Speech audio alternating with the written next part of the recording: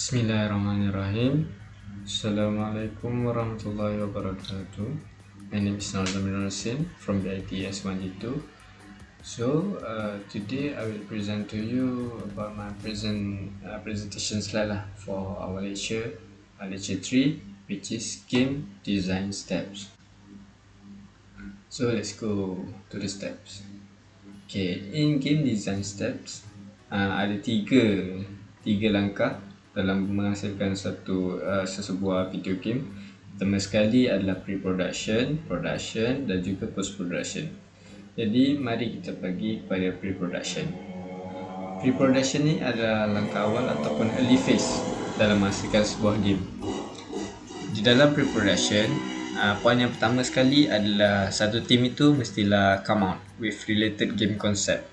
Apa itu game concept? Game concept ini adalah visi yang boleh vision, yang kita boleh nampak lah dengan jelas apa game yang akan kita buat lah, akan kita reka. Okay. Poin yang kedua adalah document all the game ideas. Ketika waktu mesyuarat, semualah satu tim akan mesyuarat dan akan membincangkan tentang game idea tersebut, dan seorang akan collect all the ideas dan kumpulkan dan dokumentasikan semua idea tersebut, tak kira sama ada idea baik ataupun idea yang kurang baik. Okay.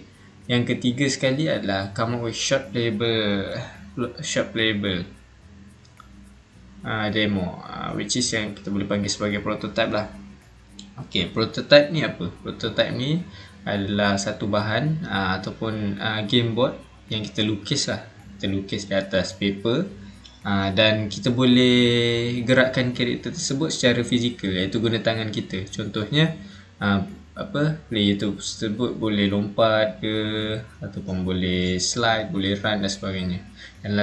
Dan yang terakhir sekali adalah prepare game proposal for investors or publishers, di mana investors dengan publishers ni kita sediakan GDD ataupun game design document lah sebagai seorang game developer, untuk mereka tengoklah hasil kerja kita, sama ada mereka nak beli ataupun dia nak invest untuk kerja kita. So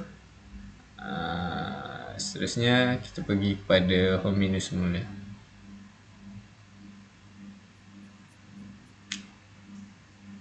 Okay, kita pergi kepada part production pula, step kedua iaitu production step. So mari kita pergi. Okay, dalam production step, ia merupakan part paling penting lah dalam semua sekali fasa, iaitu di mana dalam production step ni lah akan berlaku semua jalan kerja lah, cara kerja pasukan dan sebagainya. Okay, poin yang pertama dalam production ni, dalam production ni kita ada banyak role. Contohnya the game artist, the writers, the programmer, and the designer lah. Banyak lagi sebenarnya. Okay. First step dia dalam ni adalah the artist must design the assets, characters and environment. Contohnya dalam satu game tu yang kita nak buat tu, kita ada gun, kita perlukan gun, karakter tu apa, manusia ke, kereta ke, haiwan ke dan sebagainya. Dan environment pula, contohnya game kita tu berlaku di mana, contoh scene tu berlaku di mana. Contohnya berada di angkasa ke, ataupun berada di bumi ke, di hutan ke dan sebagainya. So itu kerja the game artist lah. Seterusnya kita pergi kepada role kedua iaitu the writers. Okay, the writers ni dia akan set dialog dan juga script event. Contohnya dalam sebuah game tu mesti contohnya ada ada storyline lah di sebalik game tersebut kan. So the writers ni dia akan write lah, dia akan reka dialog untuk setiap karakter tersebut. Okay. Dan role yang ketiga adalah the programmer. Okay, the programmer ni dia antara crucial part jugalah, antara kerja yang agak sukar, iaitu dia orang akan code dan juga control karakter punya behavior. So contohnya bila karakter tu perlu jump, apa yang perlu dia tekan, apa yang berlaku di sebalik interface game tersebut lah, senang cerita kan. So dekat sini agak suka tugas yang agak sukar lah bagi saya sebagai programmer. Okey, role keempat adalah designer. Designer ni dia akan test idea tu banyak kali untuk melihat sama ada idea tu bekerja dengan baik ataupun tidak. So dia akan try lah, dia akan try and error. Sama ada kita melihat, ada designer akan lihat boleh tak kalau kita guna idea ni. Kalau tak boleh, apa jalan penyelesaian dia. Macam tu lah. So seterusnya, kalau jika programmer ni tak berjaya untuk melakukan sesuatu dalam game tersebut, so the team will come up with another ideas lah, ataupun jalan penyelesaian yang lain lah. Untuk contohnya lah, programmer ni terdapat buat satu scene lompat ke dan sebagainya. So programmer akan tanya team macam mana nak tukar scene tersebut ke, macam tu.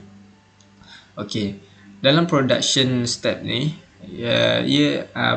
production step ni adalah iterative process, iaitu proses yang berulang-ulang kali.